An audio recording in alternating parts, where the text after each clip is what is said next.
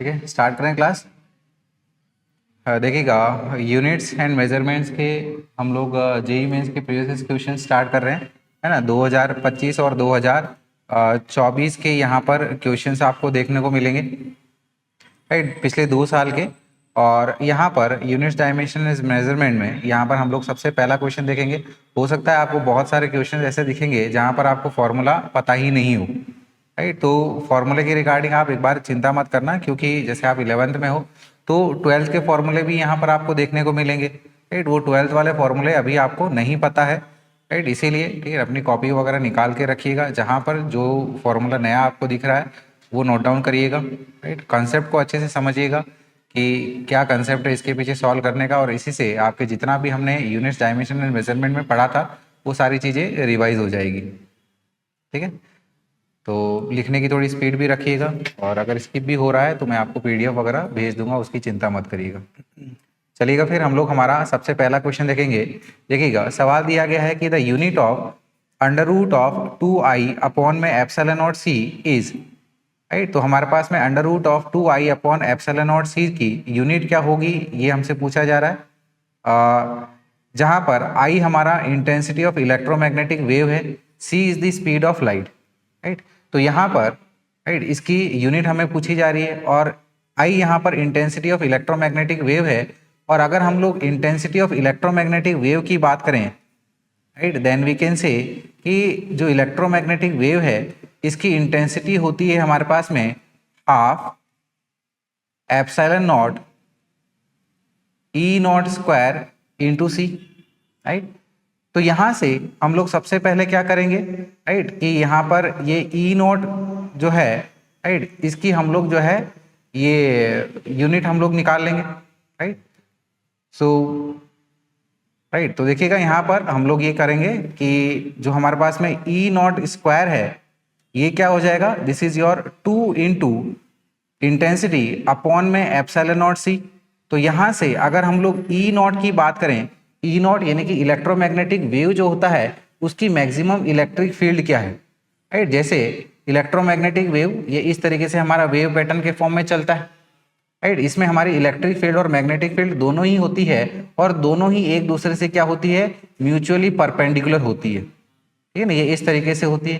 तो इसमें जो हमारी इलेक्ट्रिक फील्ड है इसका जो मैक्सिमम एम्पलीट्यूड है इसको हम लोग ई नॉट से बताते हैं। एप्सिलॉन नॉट हमारी permittivity of free space and C is the speed of light, और इसी स्पीड के साथ में हमारी इलेक्ट्रोमैग्नेटिक वेव जो है वो आगे बढ़ती है। तो इसकी जो इंटेंसिटी है, राइट, इंटेंसिटी क्या होगी in terms of electric field, it is given by half epsilon naught E naught square into C, right. तो यहां से हम लोग ये ई नॉट की वैल्यू निकालेंगे, तो ई नॉट जो है हमारे पास में देखिएगा क्या आ जाएगा, under root of 2i upon में एप्सिलॉन नॉट सी, राइट। ये पूरा हमारा अंडर रूट में चल जाएगा, और यही तो सेम चीज हमें यहां पर बतानी है, that is under root of 2i upon में एप्सिलॉन नॉट सी, राइट। देख पा रहे हो। तो यानी कि इसकी जो यूनिट होगी वो किसके बराबर होगी, हमारी जो इलेक्ट्रिक फील्ड है उसके बराबर में, मैक्सिमम इलेक्ट्रिक फील्ड। और इलेक्ट्रिक फील्ड, ठीक है ना, अगर आपको पता हो तो इलेक्ट्रिक फील्ड हम लोग कैसे बताते हैं, इलेक्ट्रिक फील्ड, ठीक है ना, इन terms of electric force, charge वगैरह याद है आपको।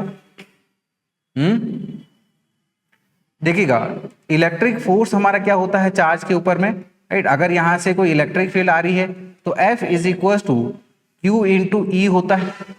तो इलेक्ट्रिक फील्ड हमारी क्या हो जाएगी, this is equal to force per unit charge. तो फोर्स हमारा न्यूटन में और चार्ज हमारा कूलम में, तो इसकी यूनिट क्या हो जाएगी हमारी, दिस इज योर न्यूटन पर कूलम हो जाएगा। और न्यूटन पर कूलम हमको कौन से ऑप्शन में देखने को मिल रहा है, ये हमारा ऑप्शन सी, तो सी हमारा करेक्ट आंसर हो जाएगा, ठीक है। तो इसको समझिएगा अच्छे से।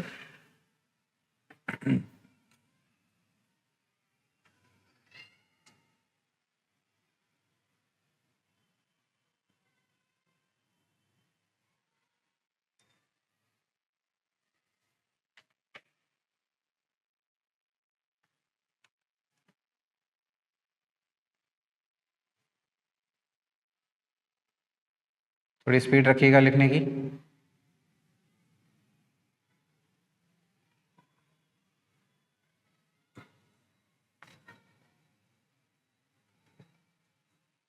अगला सवाल देखें।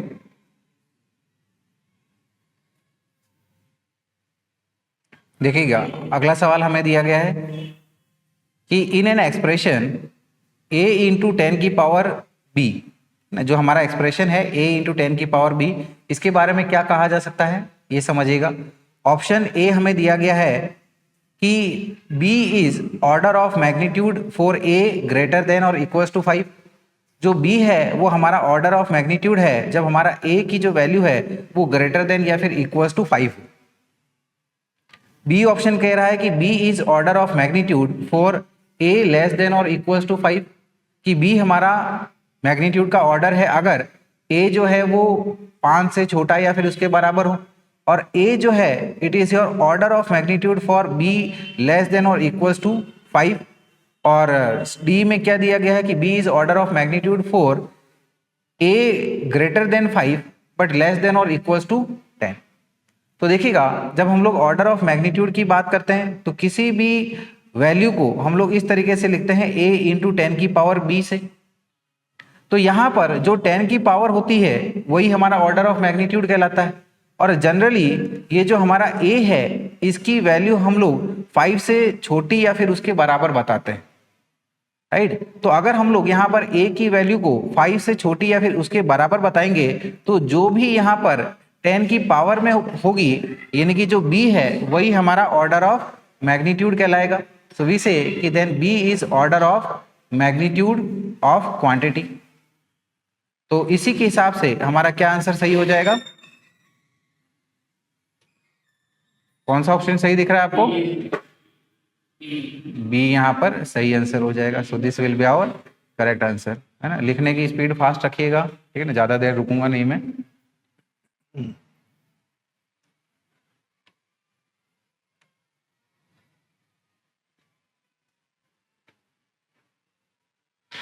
एक एक चीज को अच्छे से समझते हुए करिएगा, है ना। हर एक पॉइंट जहां पर भी आपको नया फॉर्मूले दिख रहा है उसको अंडरलाइन कर लीजिएगा, नोट डाउन कर लीजिएगा, स्टार मार्क कर लीजिएगा, क्योंकि जितना हम लोग क्वेश्चन से सॉल्व करते टाइम सीख सकते हैं, ठीक है ना, उतना आप थ्योरी करते टाइम पर भी शायद ही सीख पाओ। और ये वही क्वेश्चन है जो एक्चुअली एग्जाम में आए हैं, तो आई होप इसकी इंपॉर्टेंस आपको समझ में आ रही होगी कितनी है। यानी कि अभी आया तो अगली बार भी ऐसे सवाल बन सकता है। चलिएगा, अगला सवाल देखते हैं हम लोग। सवाल दिया गया है कि match list 1 with list 2। List 1 को लिस्ट 2 के साथ आपको मैच करना है, ठीक है। तो लिस्ट 1 में हमारे पास में फिजिकल क्वांटिटीज है और लिस्ट 2 में इन्हीं फिजिकल क्वांटिटीज की यूनिट मेंशन की गई है, यानी कि हमें फिजिकल क्वांटिटीज की उनकी एक एक की यूनिट निकालनी है। तो सबसे पहले हमें क्या दे रखी है? Heat capacity of a body. तो हीट कैपेसिटी, राइट, ये सारा चीज आपको पढ़ाया था, ठीक है ना। तो हीट कैपेसिटी को किससे बताते हैं हम लोग? हीट कैपेसिटी को S से डिनोट करते हैं, और ये क्या होती है कि total amount of heat upon में change in temperature. That is कि एक सब्सटेंस को कितनी हीट सप्लाई करें ताकि उसका टेम्परेचर जो है वो 1 डिग्री सेल्सियस से चेंज हो सके। तो हीट सप्लाइड की यूनिट हमारी किस में होती है? Heat is a form of energy, तो ये क्या हो जाएगा? जूल्स। और टेम्परेचर यानी कि पर केल्विन। तो किसके साथ ये मैच हो रहा है? सेकंड के साथ ये मैच हो गया।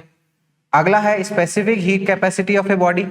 तो स्पेसिफिक हीट कैपेसिटी के लिए हम लोग अब क्या करेंगे? मास को स्पेसिफाई कर देंगे कि कितनी हीट सप्लाई करनी पड़ेगी एक यूनिट मास के लिए ताकि उसका जो टेम्परेचर है वो 1 डिग्री सेल्सियस से चेंज हो सके। सो वी से कि specific heat capacity C is equal to Q upon में M डेल्टा T। तो यहाँ पर इसकी यूनिट क्या बन जाएगी हीट के लिए? जूल्स पर किलोग्राम पर केल्विन, ये इस तरीके से। तो इसको हम लोग किस के साथ में मैच करें? थर्ड के साथ में ये इस तरीके से मैच कर देंगे। फिर आ जाते हैं हम लोग लेटेंट हीट के लिए, ठीक है ना। तो लेटेंट हीट आपको किस दौरान पर देखने को मिलता है? जब सब्सटेंस हमारा स्टेट चेंज करता है, ठीक है ना, सॉलिड से लिक्विड की तरफ या फिर लिक्विड से सॉलिड की तरफ, और उस दौरान पर इसका टेम्परेचर हमारा कांस्टेंट होता है। तो हमें यहाँ पर लेटेंट हीट की बात करनी है, ठीक है। तो लेटेंट हीट जिसको हम लोग जनरली L से लिखते हैं, तो ये क्या हो जाता है हमारे पास में? Q अपॉन में M। क्यू हमारी क्या है, हीट सप्लाइड, तो यूनिट क्या बन जाएगी, जूल्स पर किलोग्राम। और इसको हम लोग किसके साथ में देख पा रहे हैं, किसके साथ ये मैच हो रहा है, फर्स्ट के साथ ये मैच हो रहा है, यानी कि ये हो गया लेटेंट हीट के लिए पहला ऑप्शन। तो ऑब्वियसली थर्मल कंडक्टिविटी जो है हमारे फोर्थ के साथ जानी चाहिए, राइट, लेकिन इसकी हम लोग यूनिट निकाल लेते हैं। तो थर्मल कंडक्टिविटी कहाँ पर देखने को मिला था, ये ना हीट करंट के दौरान पर, कि amount of heat supplied per unit time, ठीक है ना। एक मेटेलिक रॉड के लिए हमने देखा था कि जब यहाँ पर इसका हायर टेम्परेचर T1 है और ये इसका लोअर टेम्परेचर T2, इसकी लेंथ हमारी L है, क्रॉस सेक्शनल एरिया हमारा A है, तो heat supplied per unit time that is heat current which is Q by T, इसके लिए फॉर्मूला हमने क्या देखा था, thermal conductivity K into cross sectional area into change in temperature which is T1 minus T2 over here divided by the length of the rod, right, याद है ये। तो इसी से हम लोग हीट करंट H की यूनिट भी निकाल सकते हैं। So here we can say it is KA delta T upon में L, और यहां से K की जो वैल्यू होगी दैट इज थर्मल कंडक्टिविटी क्या हो जाएगा, ये QL अपॉन में TA डेल्टा T। तो Q हीट है यानी कि हो गया जूल हमारा, ये एरिया मीटर स्क्वायर और ये लेंथ, ठीक है ना। तो क्या बचेगा नीचे में, मीटर बचेगा, मीटर ऊपर में आके क्या हो जाएगा, मीटर इनवर्स। टाइम हमारी पर सेकंड में और टेम्परेचर हमारा पर केल्विन में। तो क्या होनी चाहिए इसकी हमारी सही यूनिट, राइट। तो ये ऑब्वियसली हमारा फोर्थ के साथ में मैच कर रहा है, तो ये नहीं कि ये इसका सही आंसर हो जाएगा। तो ऑप्शन के अकॉर्डिंगली हम लोग जाएं तो कौन सा ऑप्शन यहाँ पर सही मैच हो रहा है, ठीक है, बी, यानी कि आपका सेकंड, थर्ड, फिर आपका फर्स्ट और देन फोर्थ, यानी कि ये हमारा करेक्ट आंसर हो जाएगा। फटाफट लिखिएगा।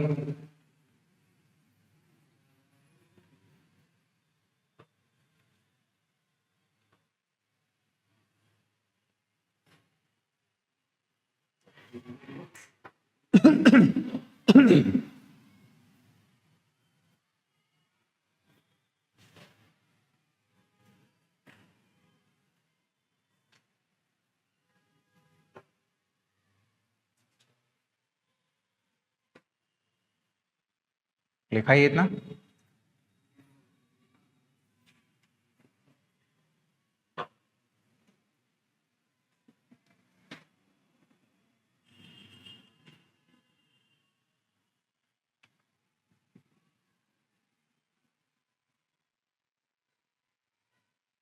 समझने में पूरा ध्यान रखिएगा, ऐसा ना हो कि कोई पॉइंट मिस हो जाए आपका, ठीक है ना। कहीं पर भी कोई पॉइंट नहीं समझ में आ रहा है तो पूछिएगा।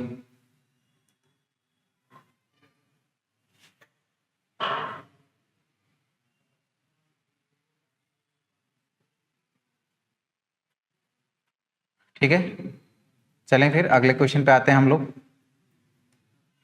देखिएगा अगला क्वेश्चन, क्वेश्चन नंबर 4 2025 में पिछले साल ही आया है ये।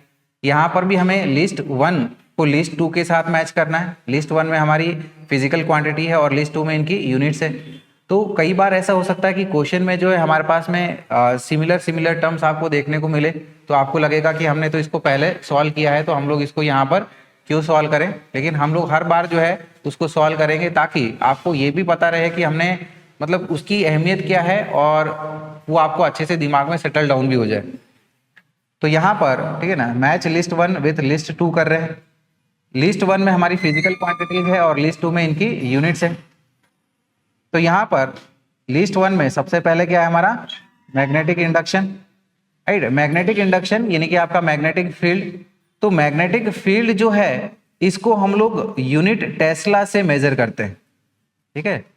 इसको हम लोग मैग्नेटिक इंडक्शन यानी कि एक प्रकार से हमारी जो मैग्नेटिक फील्ड है, जो हमारी मैग्नेट होती है, बार मैग्नेट या फिर अर्थ है, इसकी जो एसआई यूनिट होती है, ठीक है ना, वो हमारी इलन मास्क वाली कौन सी है, टेस्ला है ना। और टेस्ला की छोटी यूनिट होती है हमारी गॉस। गॉस 1 गॉस जनरली जो हमारे अर्थ के सरफेस के ऊपर में अर्थ की जो मैग्नेटिक फील्ड है, ठीक है ना, वो होती है यानी कि हमारे 10⁻⁻⁴ टेस्ला के बराबर होती है। तो मैग्नेटिक इंडक्शन की यूनिट तो हमें सीधी सीधी मिल गई है, क्या है गॉस है। फिर बात करते हैं हम लोग मैग्नेटिक इंटेंसिटी की, राइट।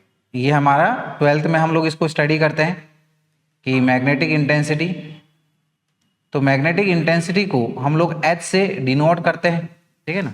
अगर आपको साथ साथ लिख पा रहे हो तो साथ साथ लिखते जाइएगा, है ना, कि मैग्नेटिक इंटेंसिटी जनरली ये होता है हमारे पास में magnetic moment per unit volume. Generally हम जब किसी सब्सटेंस को मैग्नेटाइज करते हैं, ठीक है ना, तो उसमें सब्सटेंस में हमारे पास में एक मैग्नेटिक पोलैरिटी डेवलप हो जाती है, ठीक है ना, या फिर मैग्नेटिक डाइपोल मोमेंट एस्टेब्लिश हो जाता है। तो देखिएगा जैसे हमारे पास में ये सब्सटेंस है, राइट, इसको अगर हम लोग एक्सटर्नल मैग्नेटिक फील्ड के इन्फ्लुएंस में रखते हैं तो ये सब्सटेंस जो है हमारा मैग्नेटाइज होना शुरू कर देता है। तो लेट अस से कि ये जो है, राइट, ये हमारे पास में यहाँ पर नॉर्थ पोल इसने अटेंड कर लिया, ये साउथ पोल अटेंड कर लिया, तो इसमें जो मैग्नेटिक मोमेंट आ जाता है, राइट, ये आपका नॉर्थ और साउथ की एक मैग्नेटिक फील्ड के करस्पॉन्डिंग इसने जो खुद अपने अंदर में डेवलप करी है, ये डिवाइडेड बाय जितना ही सब्सटेंस का टोटल वॉल्यूम है वो हमारा मैग्नेटिक इंटेंसिटी कहलाता है। मैग्नेटिक इंटेंसिटी का सिंपल मतलब है कि एक्सटर्नल मैग्नेटिक फील्ड के इन्फ्लुएंस में एक सब्सटेंस कितने अच्छे से मैग्नेटाइज हो पाता है। तो मैग्नेटिक मोमेंट की जो यूनिट होती है 12th में पढ़ोगे आप इसको, it is ampere metre square और वॉल्यूम हमारा मीटर क्यूब। तो यहाँ पर 1 मीटर से मीटर गया तो सिंपली क्या आ जाएगा हमारे पास में एम्पियर पर मीटर, और ये हमको कौन से ऑप्शन में दिख रही है, फोर्थ में दिख रही है, यानी कि ये इसके साथ मैच हो गया। चलिए अब हम लोग बात करते हैं मैग्नेटिक फ्लक्स की। तो मैग्नेटिक फ्लक्स जो है, राइट, मैग्नेटिक फील्ड कितने एरिया से आपका गुजर रहा है उसको हम लोग मैग्नेटिक फ्लक्स से बताते हैं, और इसके लिए जो यूनिट होती है डायरेक्टली इसको हम लोग मेंशन कर लेते हैं, this is measured in weber. Magnetic flux इसको हम लोग 5e से डिनोट करते हैं, और इसकी जो यूनिट होती है SI unit, this is weber. और चौथी हमारी क्या है, मैग्नेटिक मोमेंट। देखिए मैग्नेटिक मोमेंट अभी हमने मैग्नेटिक इंटेंसिटी के दौरान पे स्टडी किया था, तो मैग्नेटिक मोमेंट जो है, राइट, इसकी यूनिट हमारी क्या रहेगी, एम्पियर मीटर स्क्वायर। यानी कि यहां पर हम लोग इसको मेंशन कर लेंगे कि magnetic moment m is equal to, ठीक है ना, आई हमारा करंट और a यानी कि area, so this is ampere metre square. तो यहाँ पर थर्ड हमारा फ्लक्स के साथ मैच होना चाहिए, राइट। तो सॉरी, हाँ, फ्लक्स यानी कि आपका वेबर, तो ये इसके साथ मैच कर दिया, और मैग्नेटिक मोमेंट इसके साथ हम लोग मैच कराएंगे फर्स्ट के साथ में, तो ये चीज। तो यहाँ पर कौन सा ऑप्शन हमारा सही मैच को जस्टिफाई कर रहा है, डी, ठीक है ना। तो देखिएगा यहाँ पर थर्ड, फिर फोर्थ, ठीक है ना, फिर हमारे पास में सेकंड और लास्ट में फर्स्ट, यानी कि आपका जो ऑप्शन डी है वो एकदम इसके लिए करेक्ट आंसर है। मजा आ रहा है सर? लाइव स्ट्रीमिंग का क्या होता है? नहीं, बस रिकॉर्ड हो रहा है, नेट नहीं है ना। प्रीमियर कर दूंगा आप लोगों के लिए। ये ऊपर से वो एक्सटेंड किया, छोटा पड़ रहा था ना। और कैमरा वेबकैम यही है, माइक तो ये है ना।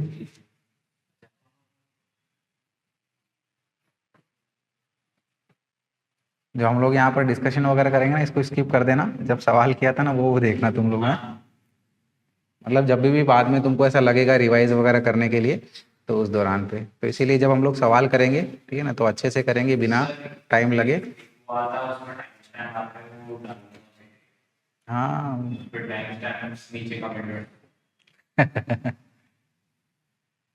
है ना, हो गया ये नोट डाउन।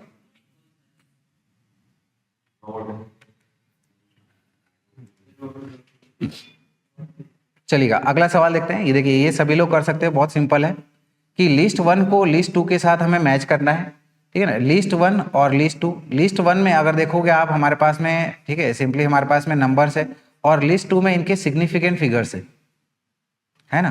तो यहाँ पर सबसे पहला हमारे पास में ऑप्शन क्या है, 1 0 0 1।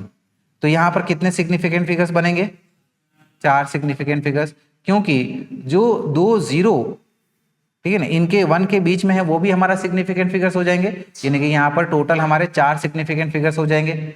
अगला है हमारे पास में 0 1 0.1, ये हमारे पास में कितने सिग्निफिकेंट फिगर्स बना लेंगे, 3, क्योंकि ये पहला वाला 0 सिग्निफिकेंट है क्या, नहीं है, तो यानी कि ये कुल मिला के 3 सिग्निफिकेंट फिगर्स यहाँ पर बन जाएंगे। फिर अगला वाला है हमारे पास में, राइट, दिस इज 100.100, टोटल कितने सिग्निफिकेंट फिगर्स रहेंगे, 6 हो जाएंगे, है ना, ये सभी जीरो भी यहाँ पर सिग्निफिकेंट फिगर्स रहेंगे, तो ये आ गया हमारे पास में 6 सिग्निफिकेंट फिगर्स। और आखिरी में हमारे पास में क्या है, दिस इज योर 0.001010। तो पहले वाले ये जीरो है वो तो नॉन सिग्निफिकेंट रहेंगे, और 1 2 3 4 5, यानी कि इसमें हमारे पास में टोटल 5 सिग्निफिकेंट फिगर्स हमको मिलेंगे। तो देखिए कितना आसान सवाल आया था, है ना।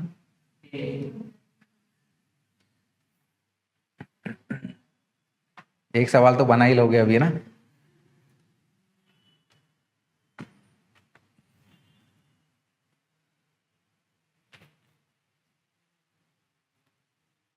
अब थोड़ा लग रहा है अपने लेवल का आ रहा है, नहीं तो अभी तो 12th ही चल रहा था, हाँ?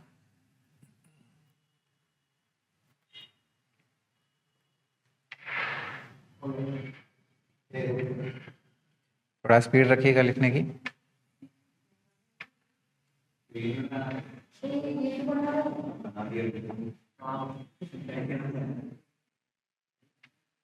चलिए अगला सवाल देखेंगे। सवाल दिया गया है कि if the percentage error in measuring the length और and the diameter of a wire are 0.1% each, ठीक है, कि अगर हम लोग एक वायर की लेंथ और डायमीटर मेजर कर रहे हैं, तो दोनों में ही लेंथ में और डायमीटर, ठीक है ना, वायर में हर एक में हमको 0.1% की एरर देखने को मिल रही है। The percentage error in measuring its resistance will be. तो जब हम लोग इस वायर का रेजिस्टेंस मेजर करेंगे तो रेजिस्टेंस में हमारी कितनी एरर आ सकती है वो हमसे पूछा गया है। तो वायर का जो रेजिस्टेंस होता है it is given by resistivity into length of the wire upon में cross sectional area. So this is resistivity into length, और क्रॉस सेक्शनल एरिया वायर का सर्कुलर रहेगा, राइट। तो ये क्या हो जाएगा हमारे पास में, पाई इंटू रेडियस का स्क्वायर, और रेडियस को हम लोग लिख सकते हैं डायमीटर का हाफ का स्क्वायर। तो ये जो 4 आएगा ये हमारा ऊपर चला जाएगा, 4 ρl अपॉन में पाई डायमीटर का स्क्वायर, इस तरीके से। अब जो एरर है वो लेंथ और सिर्फ डायमीटर में ही है, 4 तो कांस्टेंट है, पाई कांस्टेंट है, इनमें तो कोई एरर है ही नहीं, रेजिस्टिविटी को लेके भी हमारी एरर नहीं बोली गई है। तो इसका मतलब अगर हम लोग परसेंटेज एरर, ठीक है ना, इन रेजिस्टेंस निकालें, ठीक है, तो ये हमारे पास में क्या आ जाएगा, एल की पावर कितनी है, 1 है, तो सिंपली यहाँ पर फ्रैक्शनल एरर क्या आ जाएगा, डेल्टा एल अपॉन में एल इंटू 100। इसी तरह से डायमीटर की पावर कितनी है, 2 है, तो पावर हमारी सामने आ जाएगी into fractional error in diameter into 100। तो लेंथ में परसेंटेज एरर कितनी बोली गई है, 0.1% plus 2 times the percentage error in diameter, so this is 2 into 0.1%, यानी कि 0.1% प्लस 0.2% कितना हो जाएगा, 0.3% हो जाएगा। और इसी को हम लोग हमारे ऑप्शन डी में देख पा रहे हैं, so this is its correct answer.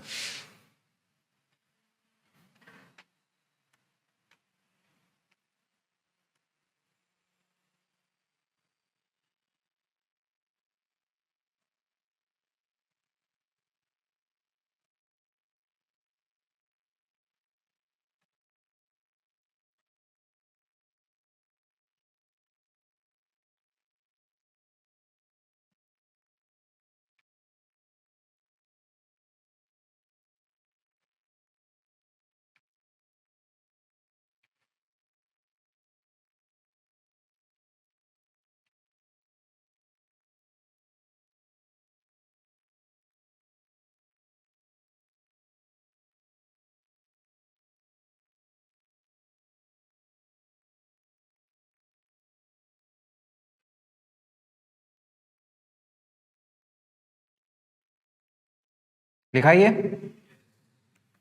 चलिएगा अगला सवाल देखेंगे, एकदम सिंपल है, ये भी आप आसानी से इसको सॉल्व कर सकते हो। सवाल दिया गया है कि एक quantity Q is formulated as x to the power -2, y to the power +3/2, z to the power -2/5। Here x, y and z are independent parameters which have fractional errors of 0.1, 0.2 and 0.5 respectively। तो यहाँ पर जो x, y और z है इनके individually fractional error x में कितनी है 0.1, y में फ्रैक्शनल एरर कितनी है 0.2 की और z में कितनी है 0.5 की।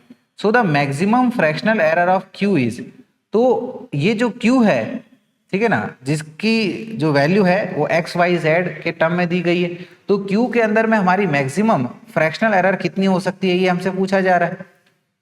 तो यहाँ पर Q हमें दिया गया है x की पावर -2, y की पावर +3/2 और z की पावर क्या है -2/5।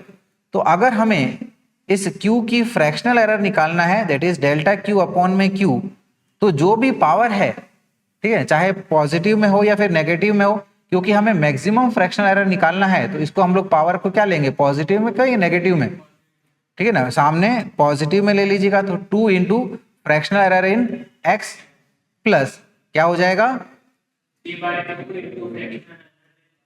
बिल्कुल सही बात है। अगला बिल्कुल सही बात है ना, इस तरीके से। तो यहां पर हमें क्या बताना है 2 इंटू फ्रैक्शनल एरर इन x क्या है 0.1 प्लस 3/2 फ्रैक्शनल एरर इन y कितना है 0.2 प्लस 2/5 इंटू फ्रैक्शनल एरर इन z कितना है 0.5। तो यहां पर पहला वाला टर्म क्या हो गया 0.2, दूसरा हमारा 0.3 हो जाएगा, कटेगा ना भैया, ये 0.1 बन गया राइट, और आखिरी में ठीक है ये कितना, ये हमारा 0.2 बन जाएगा। तो 0.2 प्लस 0.3 प्लस 0.2 कितना आ जाएगा 0.7, और ये हमको हमारे कौन से ऑप्शन में दिख रहा है ए ऑप्शन में दिख रहा है। तो हमें ये 2025 में आया ऐसा सवाल, पिछले साल ही,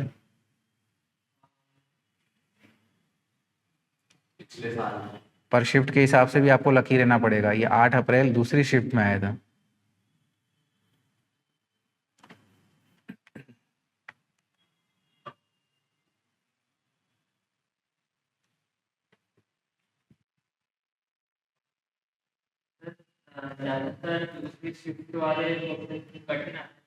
ऐसा कुछ नहीं है,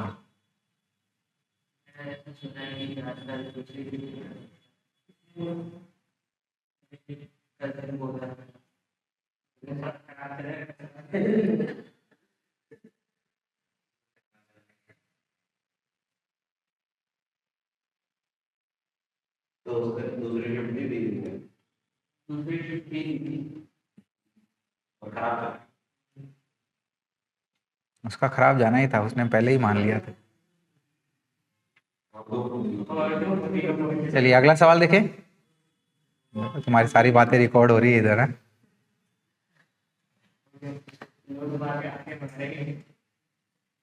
चलिए अगला क्वेश्चन देखते हैं।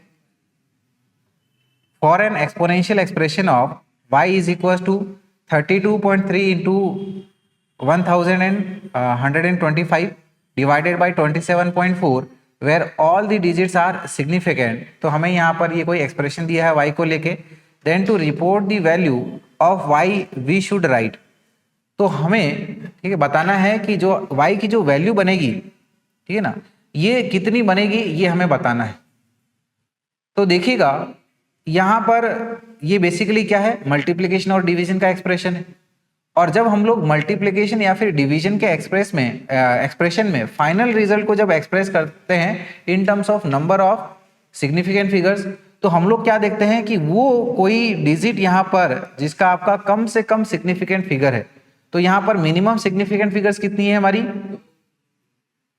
2 कहाँ है रे, 3 है ना, ये दोनों में 3 देखने को मिल रही है। तो फाइनल रिजल्ट को भी हमें 3 सिग्निफिकेंट फिगर्स के फॉर्म में एक्सप्रेस करना चाहिए।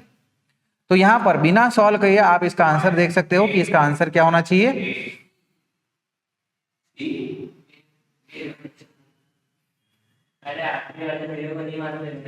ठीक है, ये आखिरी वाला जीरो सिग्निफिकेंट नहीं है। ये तो भाई 3 से ज्यादा कितना उड़ा दिया भाई, इसमें तो पूरे टोटल में ही नहीं होगा इतना है। तो आंसर क्या हो जाएगा हमारा? Option A, that is y is equal to 1330, क्योंकि आखिरी वाला सिग्निफिकेंट नहीं है। ठीक है, तो इसके बारे में लिख भी लीजिएगा कि y हमारे पास है 32.3 इंटू 1125 डिवाइडेड बाई 27.4। तो ये एग्जैक्टली जो इसका एक्सप्रेशन है वो जो हर्षित ने बोला था वही है। ठीक है, दैट इज 1326.186। लेकिन हमको इसको least number of significant figures में एक्सप्रेस करना होगा, क्योंकि ये एक्सप्रेशन हमारा मल्टीप्लिकेशन डिवीजन के फॉर्म में है। सो वी से कि least significant digits are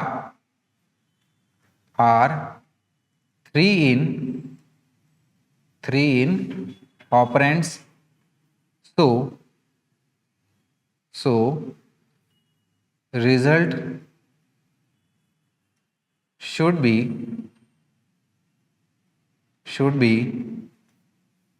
rounded off to 3 significant figures। तो इसीलिए हमारे पास में जो एक्सप्रेशन बनेगा, क्या बोलेंगे इसको, y इज इक्वल टू 1330। ठीक है ना, क्योंकि हम लोग 130 भी नहीं ले सकते, हमको पूरा ये 4 टर्म में तो आपको लिखना ही पड़ेगा। तो अप्रोक्सीमेटली इसको 1330 लिख सकते हैं, क्योंकि यहाँ पर ये जो 6 है इसको हम लोग ओमिट आउट करेंगे, राउंड ऑफ करेंगे। तो राउंड ऑफ करेंगे तो ये 6 की जो वैल्यू है वो 5 से बड़ी है, तो पहला वाला टर्म हमारा 2 से 3 हो जाएगा, तो ये 1330 इसका रिजल्ट बन जाएगा।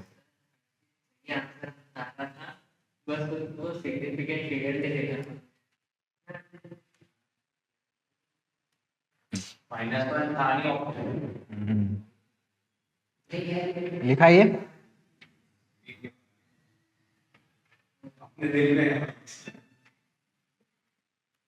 चलिए फिर अगला क्वेश्चन देखेंगे। सवाल दिया गया है कि the radius R, length L and resistance R of a metal wire was measured in the laboratory as. ठीक है ना, रेडियस की वैल्यू क्या मिली हमें 0.35 with some error limit, absolute error कितनी है इसमें 0.05 सेंटीमीटर की। इसी प्रकार से रेजिस्टेंस की वैल्यू कितनी मिली 100, ठीक है ना, with absolute error of plus minus of 10 ओम। और लेंथ की यहाँ पर वैल्यू क्या है, this is 15 centimetre plus minus absolute error कितनी है 0.2 सेंटीमीटर की। So the percentage error in resistivity of the material of the wire is. तो जो वायर का मटेरियल है उसमें की रेजिस्टिविटी में हमारी परसेंटेज एरर कितनी मिल सकती है हमें, वो हमें बताना है। तो रेजिस्टिविटी के लिए फॉर्मूला, रेजिस्टेंस क्या होता है, रेजिस्टिविटी इंटू लेंथ अपॉन में क्रॉस सेक्शन एरिया। तो रेजिस्टिविटी क्या बन जाएगा हमारे पास में, resistance into cross section area divided by length. तो क्रॉस सेक्शन एरिया सर्कुलर है तो क्या रहेगा pi R square divided by the length L. तो परसेंटेज एरर रेजिस्टिविटी की बतानी है, तो यानी कि डेल्टा रो अपॉन में रो इंटू 100 क्या हो जाएगा, यहाँ पर देखिएगा कि delta percentage fractional error in resistance plus 2 times the percentage fractional error in radius R plus percentage fractional error in length. ठीक है, इस तरीके से। तो यहां पर ये देखिएगा percentage fractional error in resistance हमको निकालना है सबसे पहले।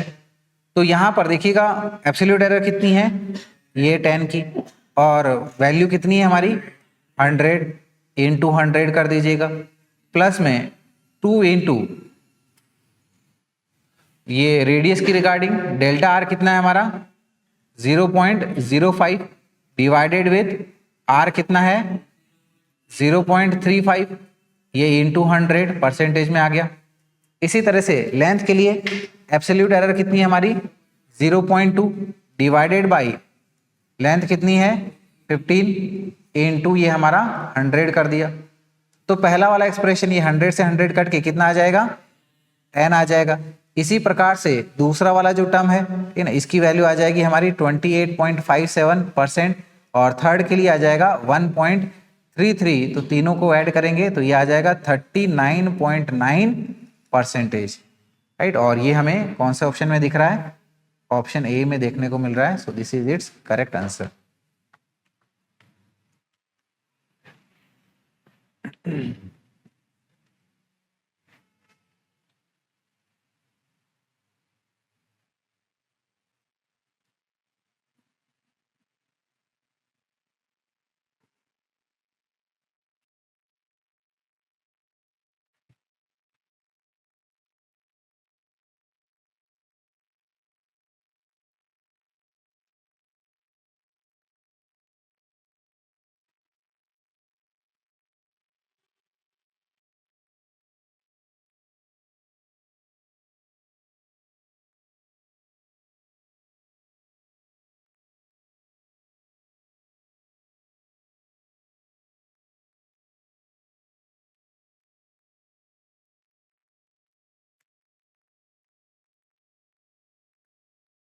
लिखा है इसको?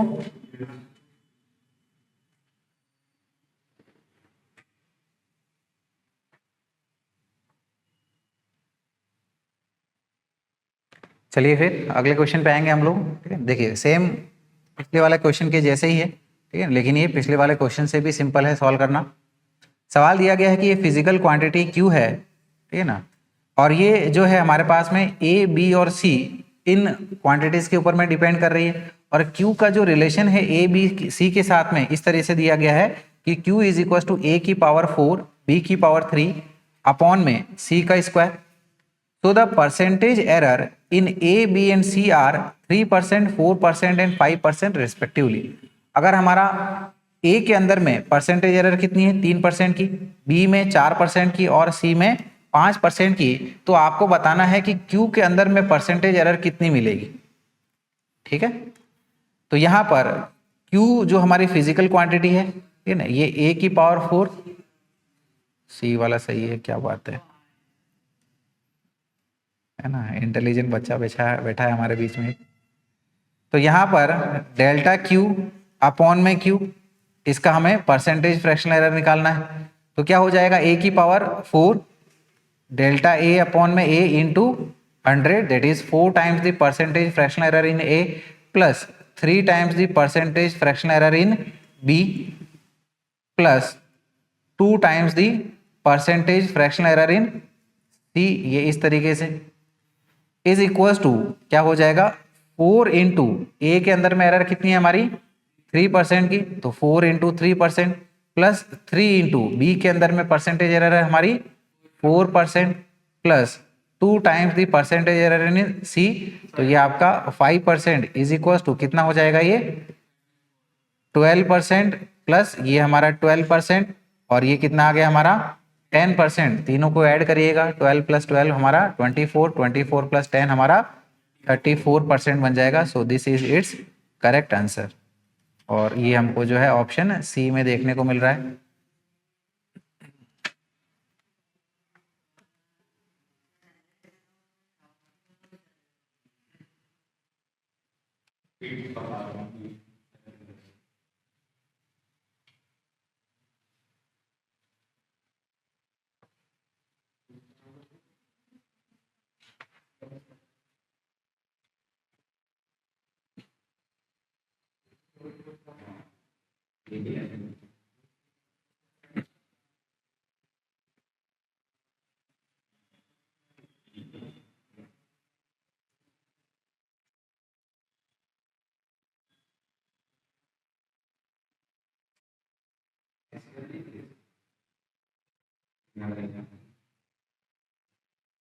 लिखा है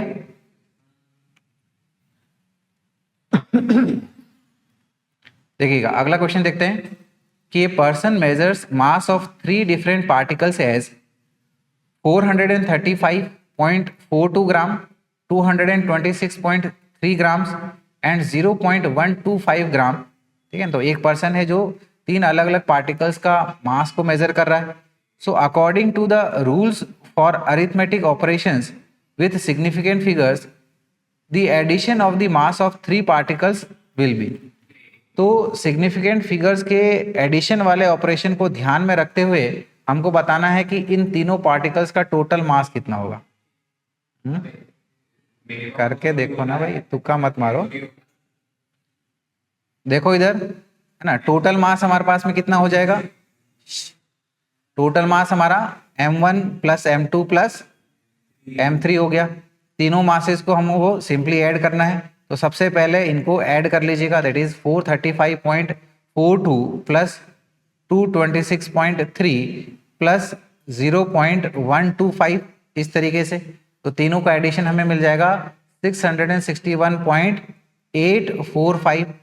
लेकिन हमको यहाँ पर, ठीक है ना, कैसे एक्सप्रेस करना है? जो एडिशन का रूल अप्लाई होता है सिग्निफिकेंट फिगर्स के लिए, ठीक है ना, उस रूल के अकॉर्डिंगली हमें हमारे फाइनल एक्सप्रेशन को एक्सप्रेस करना है।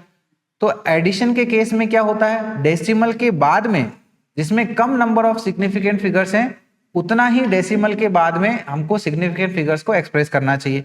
तो डेसिमल के बाद में यहाँ पर इसमें एक ही सिग्निफिकेंट फिगर है, तो यानी कि फाइनल में भी हमको इसको एक सिग्निफिकेंट फिगर तक ही एक्सप्रेस करना है। तो 4 को यहाँ से हमें ओमिट आउट करना है।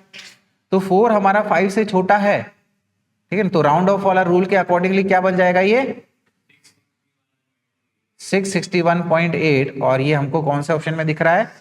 सी ऑप्शन में। तो सी इज द करेक्ट आंसर।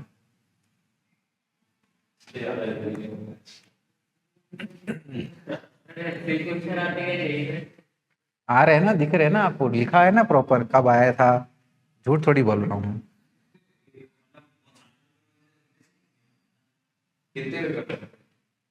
बनते हैं, काफी शिफ्ट होते हैं, 2 ऐसे टोटल होता है।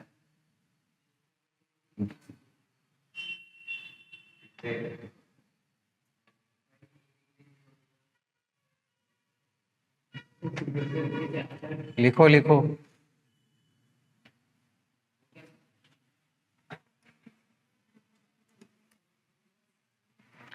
लिखा? अगला सवाल देखते हैं फिर।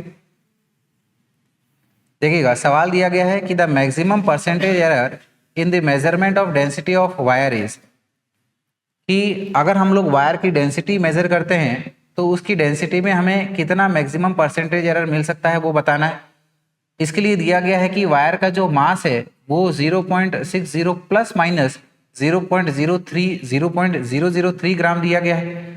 वायर की रेडियस 0.50 प्लस माइनस 0.01 सेंटीमीटर दी रखी है। वायर की लेंथ हमारी 10 प्लस माइनस 0.05 सेंटीमीटर दिया हुआ है।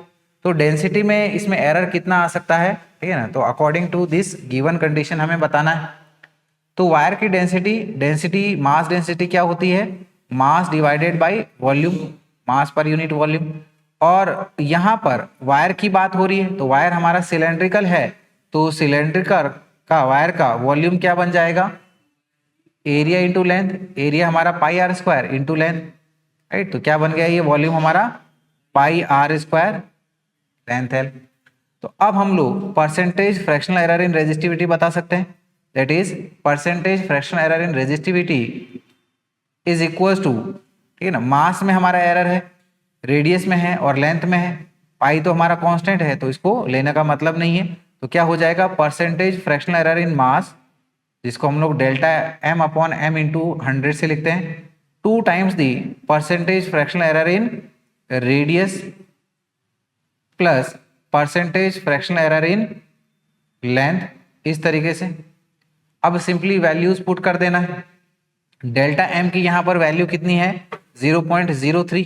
So this is 0.03 divided with 0.60 into ये 100 हो गया, प्लस 2 इंटू, ठीक है ना, percentage fractional error in radius कितना है हमारे पास में, इसको मेंशन करेंगे।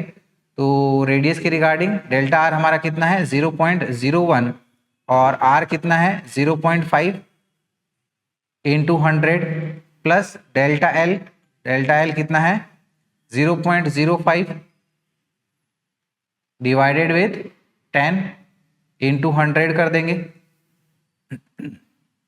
तो यहाँ पर पहला वाला टर्म बन जाएगा 0.5%, दूसरा वाला हमारा 4% और तीसरा है 0.5%। तो टोटल कर लीजिएगा 0.5 0.51 हो गया, 1 प्लस 4 यानी कि कितना बन गया हमारे पास में?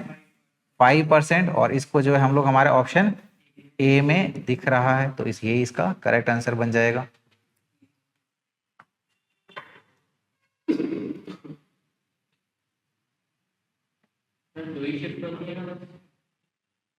हाँ शिफ्ट 2 होती है, लेकिन डेज 5 होते हैं टोटल, 5 से 4 ऐसे कुछ।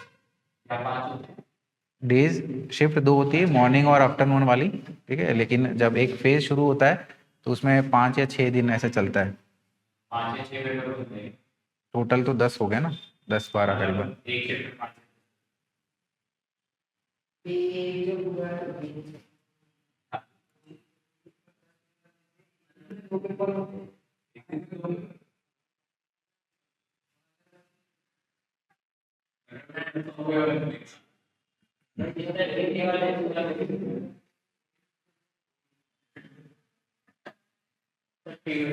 ठीक है, लिखा ये। देखिएगा अगला सवाल देखेंगे। फिर सवाल दिया गया है कि the energy of a system is given as E T is equal to alpha की power 3 E to the power minus beta T, where T is the time and beta is equal to 0.3 per second.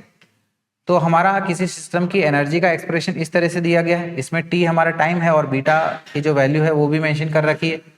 So the errors in the measurement of alpha and T R 1.2% and 1.6% respectively. और इस expression में हमारे पास में alpha की जो measurement की error है वो कितनी है, 1.2%, और टी की एरर जो है वो 1.6% है। तो at T is equal to 5 second maximum percentage error in the energies. तो t is equal to 5 second पे एनर्जी की मैक्सिमम एरर कितनी हो सकती है वो हमें बताना है। ठीक है, तो देखिएगा यहाँ पर जो हमें एक्सप्रेशन दिया गया है एनर्जी के रिगार्डिंग, क्या दिया गया है, अल्फा की power 3 exponentially minus beta T. तो दोनों साइड का अगर हम लोग लॉगरिथमिक लेते हैं तो ये हो जाएगा L N E is equal to L N यानी कि log to the base E alpha cube E to the power minus beta T is equal to. अब यहाँ पर ये देखिएगा ये दो टर्म्स हमारे मल्टीप्लिकेशन में, तो ऐड हो जाएगा लॉगरिथम का रूल आपका। तो एल एन अल्फा की power 3 plus L N E की पावर माइनस बीटा टी, इस तरीके से। तो left hand side L N E है हमारे पास में, तो ये हो जाएगा L N E is equal to logarithm में जो भी ये पावर होती है वो सामने आ जाती है। ठीक है, यानी कि क्या बन जाएगा ये 3ln अल्फा, ठीक है ना, ये पावर सामने आ गई तो क्या बन माइनस बीटा टी ln ई, ये ln ई तो हमारा 1 हो जाएगा। ठीक है ना, क्योंकि अगर बेस सेम हो, ठीक है ना, तो वो आपका 1 हो जाएगा। तो ये बन जाएगा 3ln alpha minus beta T, क्योंकि हमारे पास में ln ई 1 हो जाएगा। ठीक है ना, एल एन यानी कि लॉग टू द बेस ई, और बेस और ये सेम है तो ये आपका 1 हो गया। सही है, तो दोनों साइड को अगर हम लोग डिफरेंशिएट करते हैं, राइट, सो वी से कि differentiating about equation, differentiating about equation क्या हो जाएगा, ये बन जाएगा D E is equal to, right, ये देखिएगा यहाँ पर ये हो जाएगा 3 डी अल्फा अपॉन में alpha minus beta D T, इस तरीके से, है ना। तो यहाँ पर राइट इसको फर्दर अब हम लोग यहाँ पर दोनों साइड से इसका मल्टीप्लिकेशन करते हैं ताकि ये परसेंटेज एरर के टर्म में आ जाए। तो ये बन जाएगा डी ई अपॉन में E into 100 is equal to, ये बन जाएगा 3 डी अल्फा अपॉन में alpha into 100 minus beta D T into 100, इस तरीके से। अब यहाँ पर जो वैल्यूज दे रखी है परसेंटेज के हिसाब से, इसको हम लोग यहाँ पर पुट कर सकते हैं। तो हमें यहाँ पर दिया गया है कि जो परसेंटेज एरर टाइम में है वो कितना है, 1.6% है। यानी कि हम लोग कह सकते हैं कि D T by T into 100 ये कितना है हमारा 1.6%। तो यहाँ से डी टी क्या निकल के आ जाएगा, it is equal to, right, यहाँ से ये 1.6 और कितने टाइम के लिए हमें बताना है, 5 सेकंड के लिए। तो 1.6 टाइम की वैल्यू हम लोग 5 को कर देंगे और ये 100 नीचे में आ गया तो divided by 100 is equal to, ये फाइनली बन जाएगा 0.08, राइट। तो यहाँ से अब हम लोग कह सकते हैं कि जो परसेंटेज फ्रैक्शनल एरर ई में आएगा वो कितना आ जाएगा, it is equal to 3 into percentage fractional error in alpha, जो कि कितना दिया है हमें 1.2%। So this is 1.2 plus, right, ये हमारे पास में बीटा की वैल्यू कितनी है 0.3, ठीक है ना, इसी एक्सप्रेशन से हम लोग आ रहे हैं। तो बीटा की वैल्यू हमारी कितनी है 0.3 इंटू, राइट, dt की जो वैल्यू है, राइट, ये हमारे पास में कितनी आई है, ठीक है ना 0.08। सो दिस इज 0.08 इंटू 100 कर लीजिएगा, तो यानी कि ये फाइनली बन जाएगा हमारे पास में एज 3.6 प्लस ये 2.4, यानी कि आ जाएगा 6% इसका आंसर। तो this is its correct answer.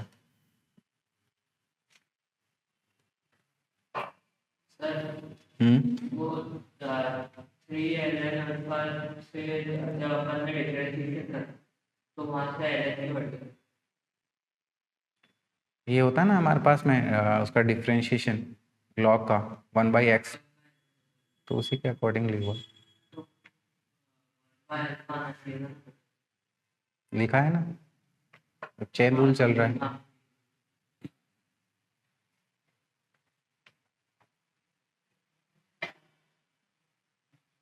ये क्वेश्चन थोड़ा भारी पड़ा है आप लोगों के ऊपर। सर ये कैसे पता चलेगा कि डिफरेंशिएशन करना है, लॉगरिथम लगाना है? डिफरेंशिएशन में तो ठीक है, पहली बार करोगे तो कहाँ से पता चलेगा, उसी को 10-15 बार कर लोगे तो पता अपने आप चल जाएगा। मतलब अगर ज्यादा पावर वाले रहते हैं तो मैं लॉगरिथम, जितनी वेरिएशंस देखोगे क्वेश्चन की उतनी ज़्यादा आपको क्लैरिटी मिलती जाएगी। तो ये जो सवाल है वो आपके अपने आप खत्म हो जाएंगे।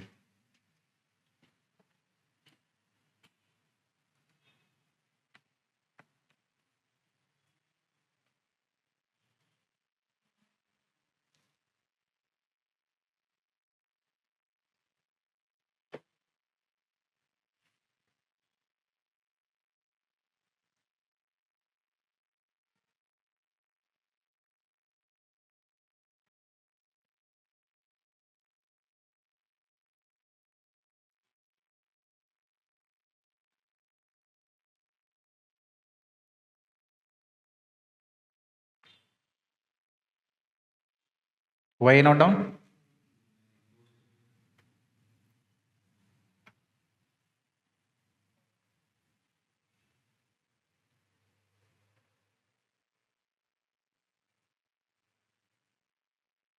सर एक मिनट बाद आपका मोबाइल चार्ज करना।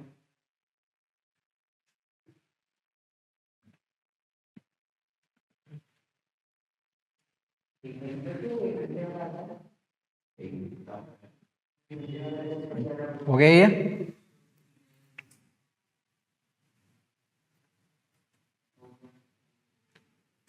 चलिए अगला क्वेश्चन देखेंगे हम लोग।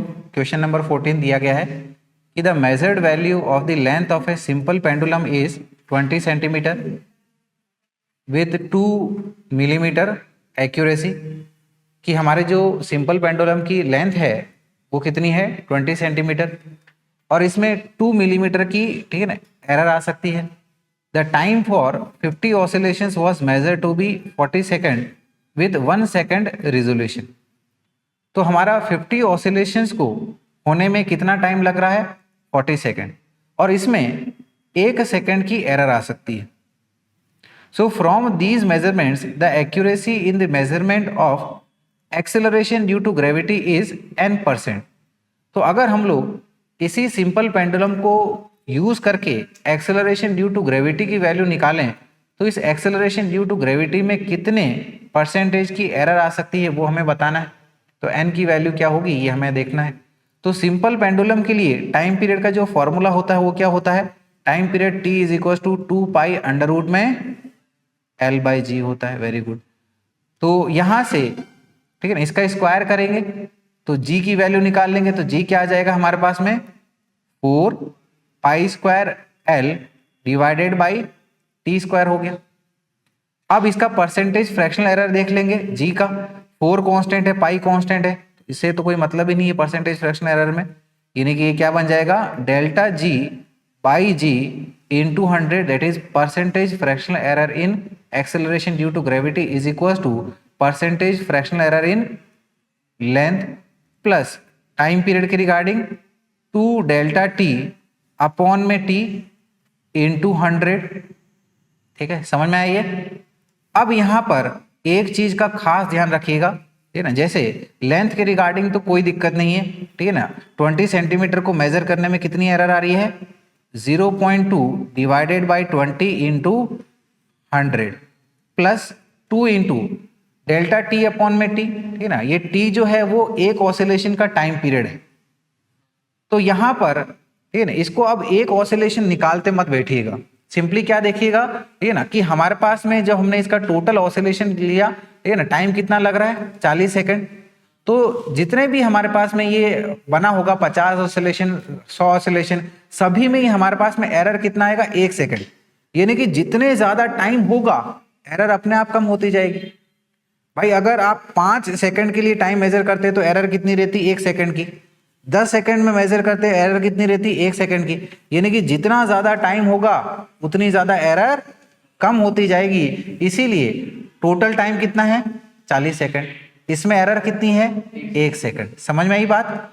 तो ये 1/40 ये इस क्वेश्चन की खासियत है। इनटू ये 100, ठीक है ना। यानी कि अगर सिंगल एक टाइम पीरियड भी निकालोगे तो उसमें हमारे पास में fractional error in time period कितना आएगा, 1/40। तो यहां पर, ठीक है ना, ये पहला वाला टर्म कितना आ जाएगा हमारा 1 और दूसरा वाला टर्म बन जाएगा ये 5। तो 1 + 5 यानी कि कितना आ जाएगा, 6%। इस तरीके से नोट डाउन करिएगा इसको। तो आंसर हमारा क्या बन गया, ऑप्शन बी विच इज 6।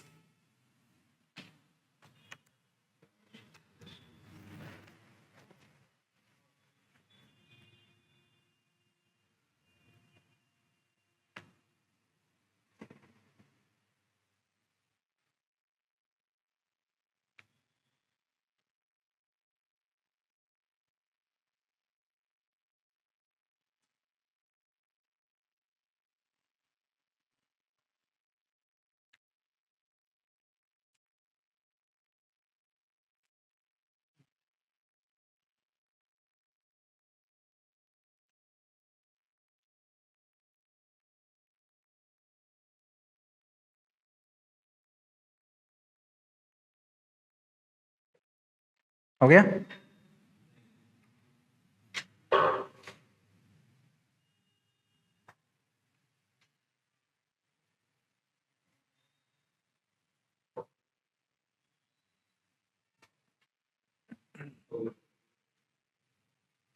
ठीक है, देखिएगा अगला सवाल देखते हैं। ये हमारा इंटीजर टाइप सवाल है, जहां पर हमको यहाँ पर इंटीजर की जो वैल्यू है वो चूज करनी होती है। ऑप्शंस कुछ नहीं होता है इसमें, यानी कि इसको पूरा सॉल्व करना ही पड़ेगा आपको, ठीक है ना। उसी के बाद में आप इसका आंसर फिल कर पाओगे। सवाल दिया गया है कि a physical quantity C is related to 4 other quantities. कौन सी है, P, Q, R and S as follows. तो C का जो रिलेशन P, Q, R और S के साथ जो है, ठीक है ना, वो इस तरीके से कि C is equal to P into Q² upon में R³ into √S। The percentage error in the measurement of P, Q, R and SR। P के अंदर में परसेंटेज एरर हमारी 1% की है, Q के अंदर में 2% की है, R के अंदर में 3% और S के अंदर में परसेंटेज एरर कितनी है, 2% की। So the percentage error in the measurement of C will be. तो C के अंदर में परसेंटेज एरर कितनी मिलेगी वो हमें बताना है। तो कह सकते हैं कि percentage error, percentage fractional error इन C, ठीक है ना, that is delta C upon C into 100 क्या आ जाएगा, परसेंटेज फ्रैक्शनल एरर इन P, ठीक है ना, जो भी इसकी पावर है वो सामने आपका परसेंटेज फ्रैक्शनल एरर से मल्टीप्लाई कर दीजिएगा। तो Q² के रिगार्डिंग क्या हो जाएगा, ये 2 into percentage fractional error in Q into 100 plus 3 times percentage fractional error in R into 100 plus root में है, रूट यानी कि पावर 1/2। तो 1/2 percentage fractional error in S into ये हमारा 100। तो पहले वाला सिंपली कितना दिया हमें 1%, तो ये हो गया 1% प्लस, राइट, 2 इंटू 2% हो गया plus 3 into 3% plus half into 2% बन गया इस तरीके से। तो पहला तो हमारा 1% ही चल रहा है, दूसरा 2 इंटू 2 4% हो गया, तीसरा 3 इंटू 3 9% और चौथा क्या बन गया 1%, तो टोटल बन जाएगा हमारा 15%। तो आंसर यहां पर क्या फिल करोगे आप 15। ठीक है,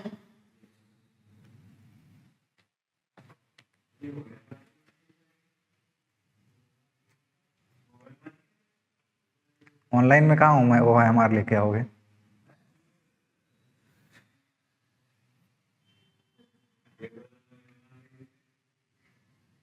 तो उस दिन जो कैलकुलेटर वाला डिस्कशन हो रहा था उसमें क्या आप फिजिकल कैलकुलेटर साथ में लेके जाते थे।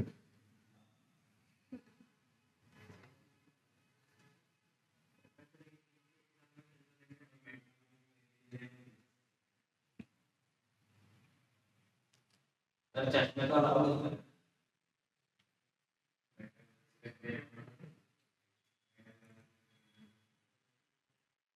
वो सारा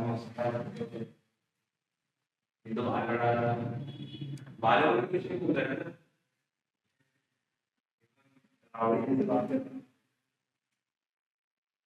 हो गया ये नोट डाउन, थोड़ा आराम से।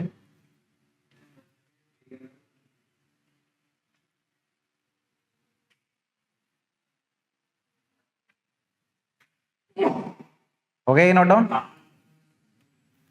चलिएगा अगला सवाल भी हमारा ठीक है ना, इंटीजर बेस्ड सवाल है। सवाल दिया गया है सेम उसी पैटर्न पे ही है। क्वेश्चन दिया गया है कि a physical quantity Q is related to 4 observables A, B, C and D as follows. तो हमारी जो फिजिकल क्वांटिटी है ठीक है ना, Q A, B, C और D के ऊपर में इस तरीके से डिपेंड कर रही है। A जो है वो हमारा 60 ± 3 पास्कल है, B जो है वो 20 ± 0.1 मीटर है, C हमारा 40 ± 0.2 न्यूटन सेकेंड मीटर पर मीटर स्क्वायर है, और D हमारा 50 ± 0.1 मीटर है।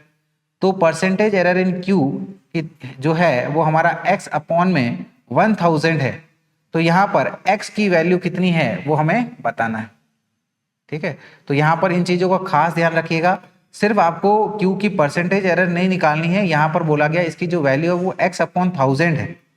तो जो भी वैल्यू आ रही है उसको 1x अपॉन 1000 के साथ कंपेयर करके फिर आप x की वैल्यू निकाल पाओगे। समझ में आ रही है बात। तो यहां पर हम लोग कह सकते हैं कि percentage fractional error in Q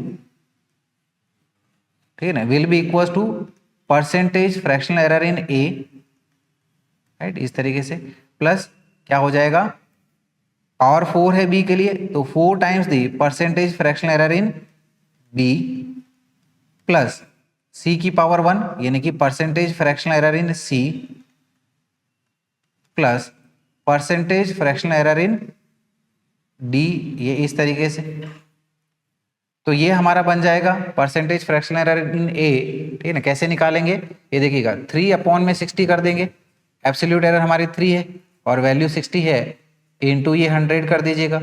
4 into B के लिए क्या बोलेंगे 0.1 डिवाइडेड बाई 20 इंटू 100 हो गया, प्लस सी के लिए क्या हो गया हमारा 0.2 divided by 40 into 100 plus D के लिए 0.1 डिवाइडेड बाई 50 इंटू 100 हो गया। तो ये बन जाएगा हमारा पहला वाला 5% प्लस दूसरा आ जाएगा हमारा 2% प्लस थर्ड टर्म बन जाएगा 0.5% और 0.1 अपॉन 50 इंटू 100 ये बन जाएगा हमारा 0.2%, यानी कि ये बन जाएगा 7.7%। तो 7.7% यानी कि 7.7 डिवाइडेड बाई 100 होता है, और इसकी जो वैल्यू है वो हमें x अपॉन में 1000 दिया गया है। तो is equal to x upon में 1000 लिखेंगे, यहाँ पर खास ध्यान दीजिएगा। ठीक है ना, look here very very carefully. ठीक है ना, जो भी आपका आंसर आया है इसको हम लोग क्या बोलेंगे, it is equal to x upon में 1000। तो यहाँ पर ये 2 0 चले गए तो x कितना बन जाएगा 7.7 इंटू 10, यानी कि क्या आ जाएगा ये 77 आ जाएगा, है ना। तो यहाँ पर क्या फील करोगे आप 77, 7.7 मत करिएगा, गलत हो जाएगा।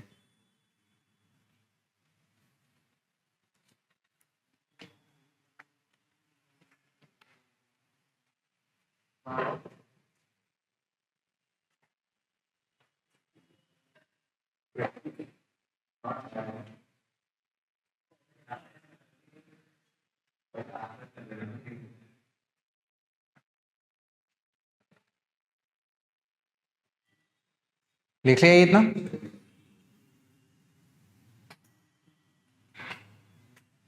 चलिएगा अगले सवाल पे आएंगे। अगला सवाल दिया गया है कि if mu naught and epsilon naught are permeability and permittivity of free space respectively, then the dimensions of 1 में mu naught epsilon not is, ठीक है ना। 12th में ये हमारे कंसेप्ट देखते हो, ठीक है ना। म्यू नॉट यानी कि आपका है परमिएबिलिटी ऑफ फ्री स्पेस, और इसको आप मैग्नेटिज्म में देखते हो दौरान पे, और epsilon not that is permittivity of free space, इसको आप इलेक्ट्रोस्टैटिक्स के चैप्टर में देखते हो। तो यहाँ पर इनके डायमेंशनल फॉर्मूला क्या होगा ये हमें बताना है। तो देखिएगा एक रिलेशन होती है हमारी कि speed of light in air is equal to, या फिर प्रॉपरली बोलें तो speed of electromagnetic wave is equal to 1 में under root of mu naught into epsilon naught होता है। तो यहां से अगर पूरे का स्क्वायर करें तो क्या आ जाएगा, सी स्क्वायर इज इक्वल टू 1 में mu naught into epsilon not, और हमें इसी का ही डायमेंशनल फॉर्मूला निकालना है। सो वी कैन से कि dimensional formula of mu naught into epsilon not is equal to क्या हो जाएगा, dimensional formula of C square, और सी यानी कि स्पीड है, तो स्पीड का dimensional formula L T minus 1, इसका स्क्वायर कर लीजिएगा तो ये बन जाएगा हमारे पास में एल स्क्वायर टी की पावर -2, या फिर इसको लिख सकते हैं हम लोग एल स्क्वायर अपॉन में टी स्क्वायर से, इस तरीके से। और ये हमको हमारे ऑप्शन ए में दिख रहा है, so this is its correct answer.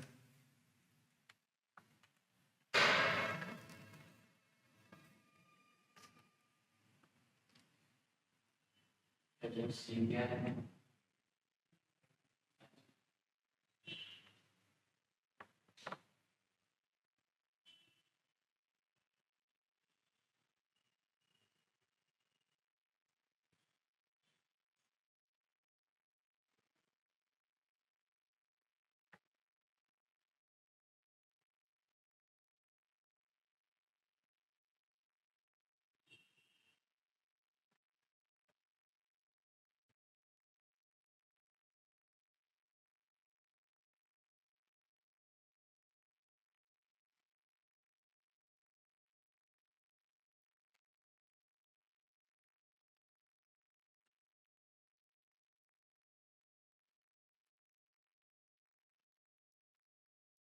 लिख लिया?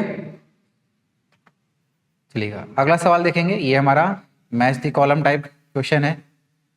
हमें यहाँ पर लिस्ट 1 को लिस्ट 2 के साथ मैच करना है। लिस्ट 1 में हमें फिजिकल क्वांटिटीज दिख रही है, और लिस्ट 2 में इनके डायमेंशनल फॉर्मूला के साथ मैच करना है। तो सबसे पहले फिजिकल क्वांटिटी कौन सी है हमारी, ग्रेविटेशनल कांस्टेंट। तो ग्रेविटेशनल कांस्टेंट जो है वो हमें न्यूटन्स लॉ ऑफ ग्रेविटेशन वाले फॉर्मूला में दिखता है।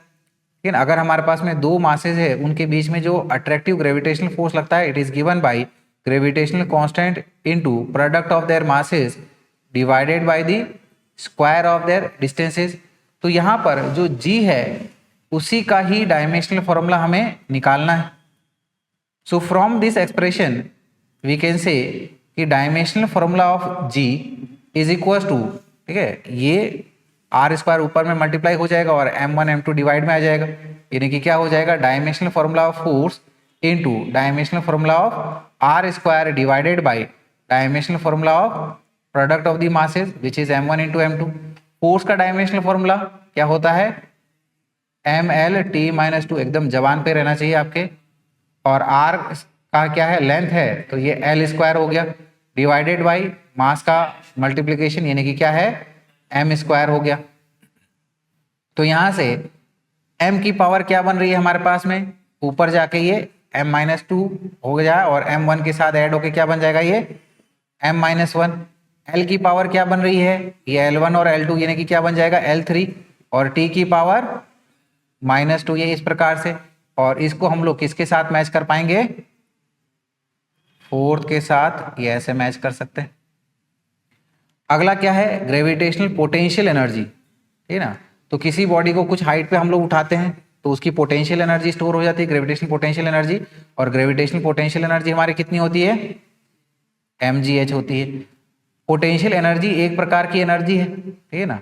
तो यानी कि ये आपका बेसिकली वर्क डन के बराबर ही इसकी यूनिट या फिर डायमेंशनल फॉर्मूला बनेगा।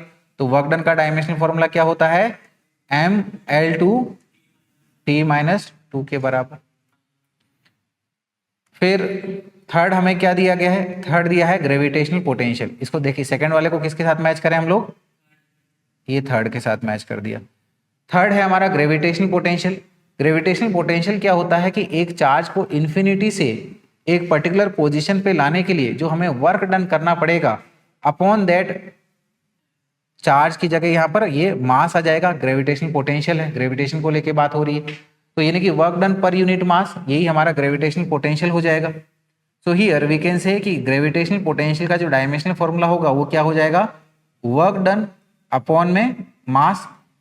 वर्क डन का डायमेंशनल फॉर्मूला क्या है हमारे पास में, mL2T-2 अपॉन में ये मास m, इस तरीके से। तो फाइनली ये क्या बन जाएगा, m से m कट जाएगा, तो क्या आ रहा है ये हमारे पास में L2T-2 इस तरीके से। तो ये इसको हम लोग किसके साथ मैच कर सकते हैं, ये देखो सेकंड के साथ इसको मैच कर दिया। फिर आखिर में हमें बताना है acceleration due to gravity, acceleration ही तो है, तो एक्सेलरेशन ड्यू टू ग्रेविटी, तो इसका डायमेंशनल फॉर्मूला हमारा एक्सेलरेशन के बराबर, और एक्सेलरेशन का डायमेंशनल फॉर्मूला क्या है, L-T-2। तो यही चीज हमको किस में देखने को मिल रही है, ये फर्स्ट में देखने को मिल रही है, यानी कि सही मैचिंग ऑर्डर क्या हो गया, डी वाला, है ना।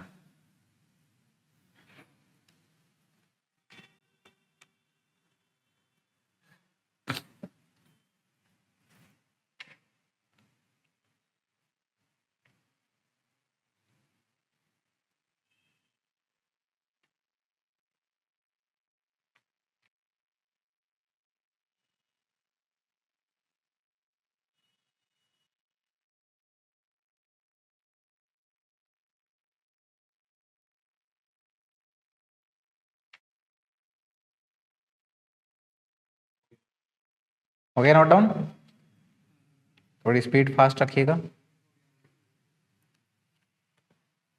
चलिएगा अगला क्वेश्चन देखेंगे।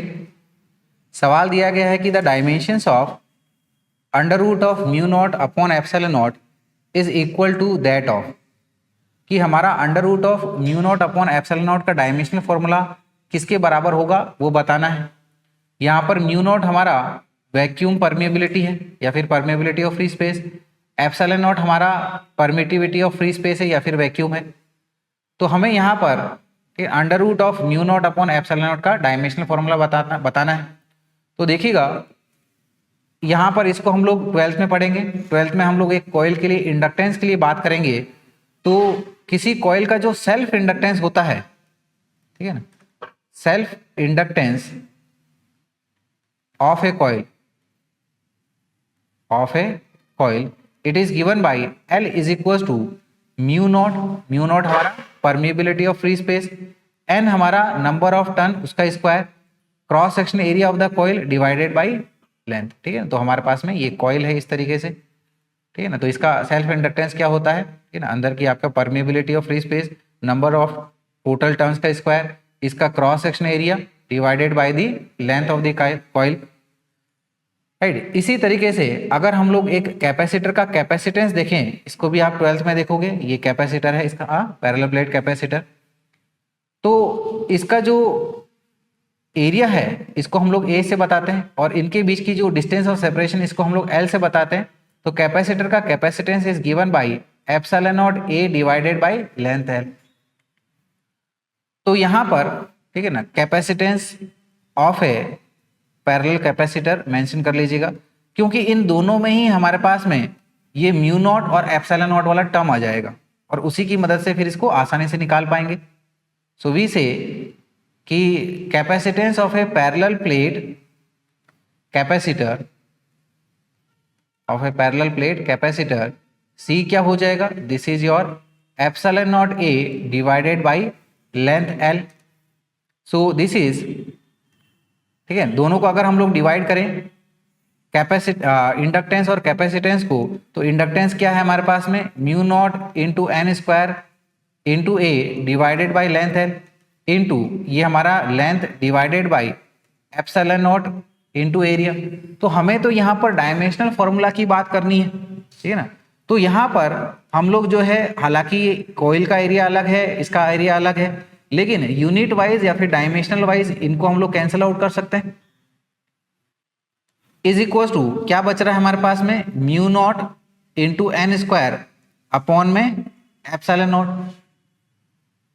तो यहां से अब देखिएगा दोनों साइड का हम लोग अंडर रूट ले लेते हैं और ये mu not upon epsilon not वाला टर्म निकाल लेंगे। एन हमारा क्या, नंबर ऑफ टर्न्स। तो नंबर का तो कोई डायमेंशनल फॉर्मूला नहीं है, यानी कि mu not upon epsilon not का अंडर रूट लेंगे तो डायमेंशनल फॉर्मूला किसका आ जाएगा, under root of L by C का आ जाएगा।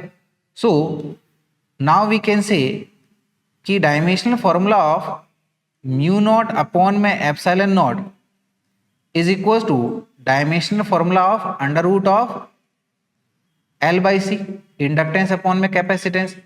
और इंडक्टेंस जो है, ठीक है ना, इसको हम लोग बोल सकते हैं एज टाउ बाई आर, ठीक है। और ये हमारे पास में टाउ बाई आर, ये हमारा टाइम कांस्टेंट होता है इंडक्टर के लिए, तो हम लोग इसको इन टर्म्स ऑफ टाइम कांस्टेंट में हमने यहाँ पर बोल दिया है। तो यहाँ से हमारे पास में क्या है, ये टाउ से टाई कैंसिल आउट हो गया, यानी कि क्या बन गया हमारे पास में आर स्क्वायर। आर यहाँ पर रेजिस्टेंस है, यानी कि इसका डायमेंशनल फॉर्मूला किसका आ गया, रेजिस्टेंस के बराबर। So the correct answer is option D which is resistance.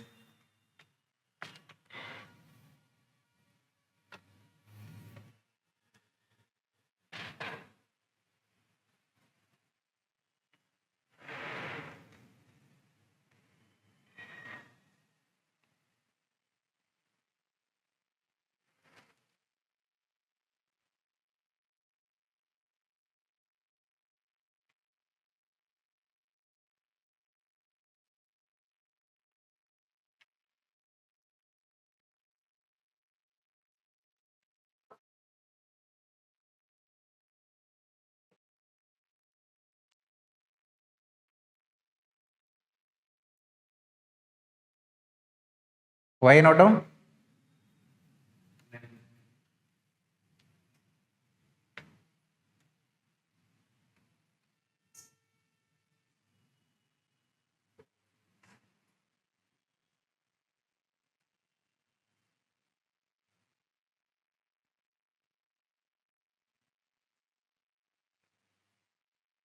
चलिए अगला सवाल देखेंगे फिर।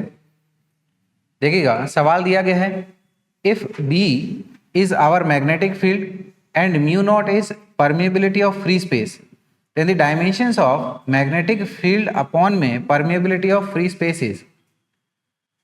तो यहाँ पर magnetic field upon permeability of free space का हमें डायमेंशनल फॉर्मूला बताना है।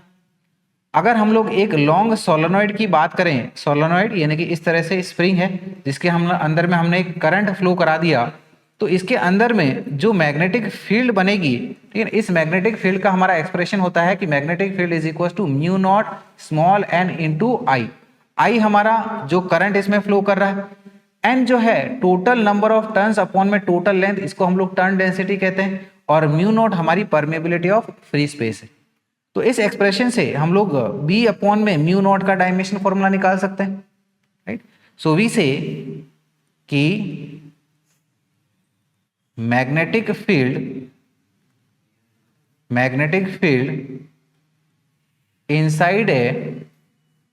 inside a long solenoid is given by B is equals to mu not N I.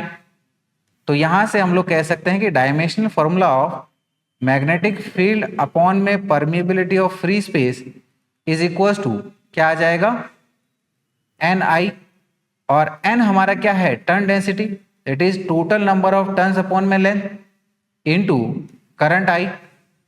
तो एन हमारा नंबर है, तो ये कोई डायमेंशनल फॉर्मूला नहीं है, और करंट का डायमेंशनल फॉर्मूला एम्पियर का ए और लेंथ के लिए एल, तो यानी कि ये आ जाएगा हमारे पास में एल माइनस वन ए, और ये हमको हमारा ऑप्शन बी में दिख रहा है, राइट। तो 20 सवाल हमने कर लिए, आज के लिए हम लोग इतना ही रखें, राइट।